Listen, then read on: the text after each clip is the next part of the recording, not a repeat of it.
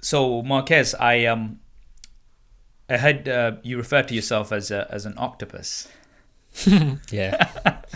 I absolutely loved that analogy, and I kind of want to get this in video form, and because I think it's going to be so useful. It was very useful for me personally, and I think it will be useful for a lot of people. So can you explain that analogy a little bit?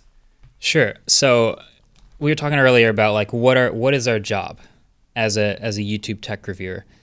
When you break it down, it's kind of a lot of in order to do it well at a high level, it's a lot of different jobs in one. This applies to a lot of creative industries, but as a tech YouTuber, for example, you have to be a professional product tester, a professional writer if you're scripting your stuff, a Yep. professional video producer, so you have to set up the camera, the lighting, the audio, all that stuff. You're a professional on-camera talent now too, because you have to talk to that camera and present those ideas in the script. You're a professional editor, and you have to manage all the inbox and the sponsor deals. You are the financial accountant. You are the products the strategist for all the content. It's a lot, okay? And For sure. the idea of like building a team and scaling a creative job like this, to me, felt like if you're an octopus and you've got 8 arms and each one of your arms is holding a different brush and doing a different thing at the same time. I guess this is what I found interesting about octopi is they have a brain in each arm. They have 9 brains and 3 hearts. This is wild. I didn't know this before I looked Insane. it up.